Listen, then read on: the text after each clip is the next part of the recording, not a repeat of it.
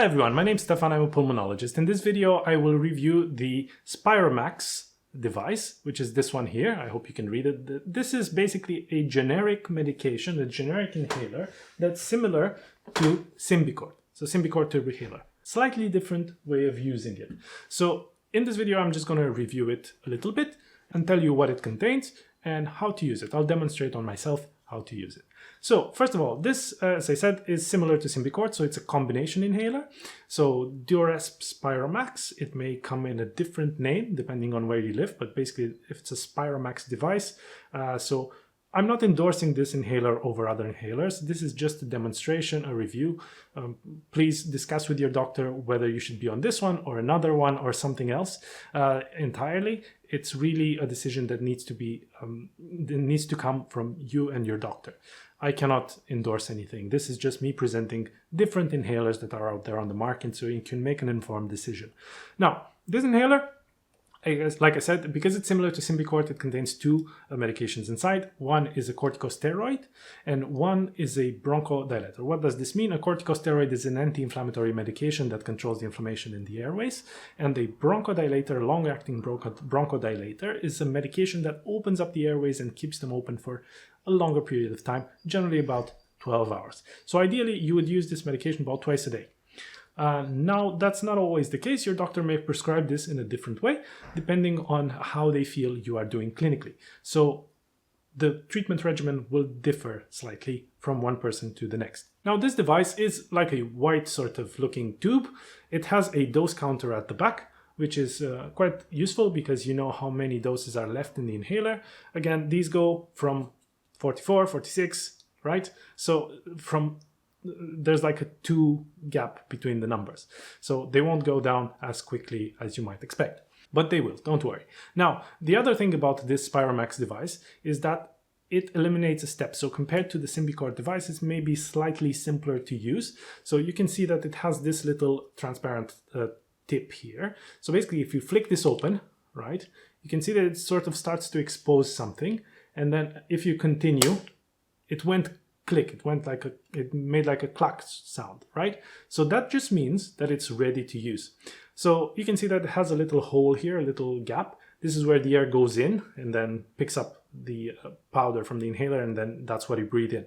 Now, this is a dry powder inhaler, so this is very important to know because it means that the inhaler technique will be forcefully and deeply breathing in. So this is different to, for example, inhalers like the Ventolin inhaler, the Brew inhaler, this sort of Fostair. It's different in the sense that you need to be forceful with your breathing compared to slow and deep with this one. So forcefully and deeply versus slow and deep, right?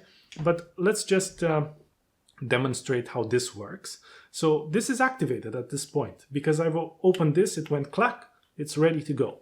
So I'm going to empty my lungs and then breathe in forcefully and deeply, hold my breath for up to 10 seconds if I can, and then slowly release. So let's do this now. So breathing out.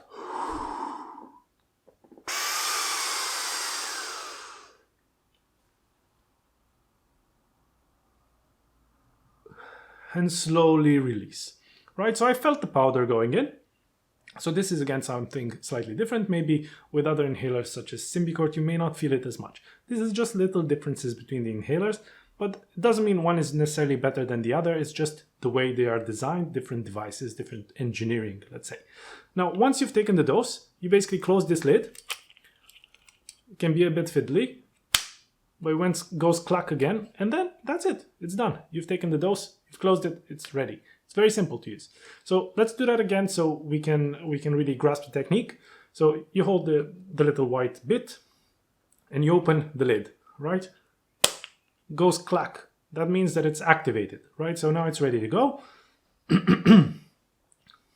So I'm going to breathe out, and then with my empty lungs, right? So with the lungs completely empty of air, just breathe in forcefully, deeply, hold my breath, slowly release. So let's do that now.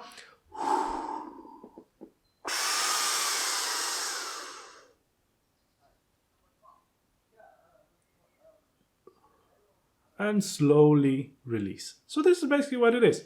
So now I close this little thing and it's done.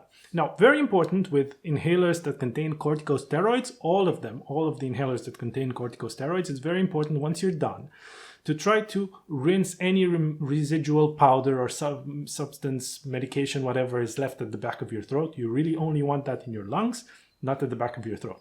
So the best way to get rid of that is to take a little glass of water, take a sip of water, swish it around your mouth, gargle and spit so that removes any remaining powder there.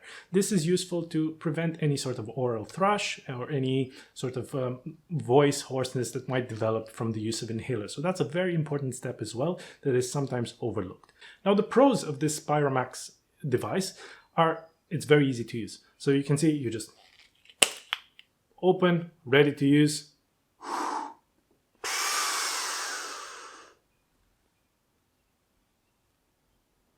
Slowly release, close, done. Swish, water, gargle, spit, done.